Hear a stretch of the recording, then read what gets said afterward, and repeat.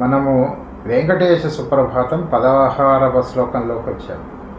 సేవా పరాశివ సురేశ కృషాను ధర్మ రక్షోంబునాద పవమాన ధనాధినాద బద్ధాంజలి ప్రవిల సన్నిజ శీర్షదేశ శ్రీ వెంకటాచలపతే తవ సుప్రభాతం.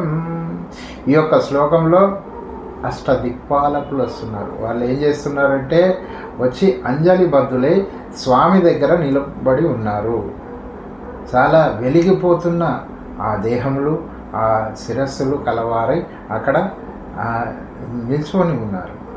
సేవాపర ఈశాన్యంలో శివుడు ఉంటాడండి. మనం ఎక్కడికి వెళ్ళినా మనం చూసుకోకర్లే, అక్కడ ఈశాన్యం కనుక ఉంటే అక్కడ శివుడు ఉంటాడని అర్థం. సేవాపర శివ సురేషుడు అంటే ఇంద్రుడు ఎక్కడ ఉంటాడంటే మనకు తూర్పు వైపులో ఉంటాడు. కృషానుడు అంటే అగ్ని, ఆగ్నేయంలో ఉంటాడు. ధర్మ అంటే యమధర్మరాజు దక్షిణ దిక్కులో ఉంటాడు. రక్ష నిరుతి అని అంటారు, నైరుతిలో ఉంటారు ఆయన. అంబునాథ అంటే వరుణుడు, ఆయన ఎక్కడ ఉంటారు? పడమర వైపు ఉంటారు. పవమానుడు అంటే వాయు, ఈ వాయుదేవత ఎక్కడ ఉంటారు? వాయువ్య దిశలో ఉంటారు. అలాగే ఉత్తరం దిశలో ఎవరు ఉంటారంటే కుబేరుడు ఉంటారు. ధనాధినాద వాళ్ళు బద్ధాంజలి ప్రవిల సన్నిజ శీర్షదేశ, వాళ్ళు నీ దగ్గరికి వచ్చి చేతులు జోడించి వినమ్రులై నిల్చొని ఉన్నారు స్వామి. అంటే ఈ అష్టదిక్పాలకులు నీ యొక్క సేవలో ఉన్నారు అని దీని యొక్క భావం. అయితే ఇక్కడ నిజంగా దేవతలు వస్తున్నారా? వస్తే అక్కడ ఎలాగ ఉంటుంది అన్నదానికి నేను ఒక వీడియో క్లిప్ పెడుతున్నానండి.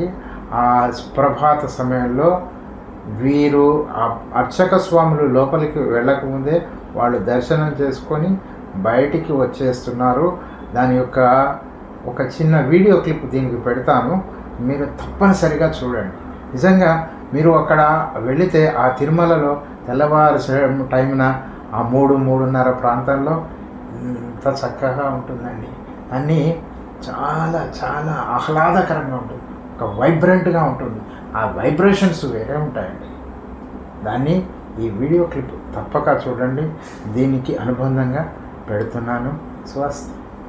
ప్రభాతంలో కౌసల్య సుప్రజారామాని మేము బంగారు వాకిలి తలుపులు తీసి అర్చకులు లోపలికి వెళ్ళేటప్పుడు ఆ దేవతలు మనల్ని భుజాలను ఒరుసుకుంటూ బయటికి వెళ్తారనేది ఆగమ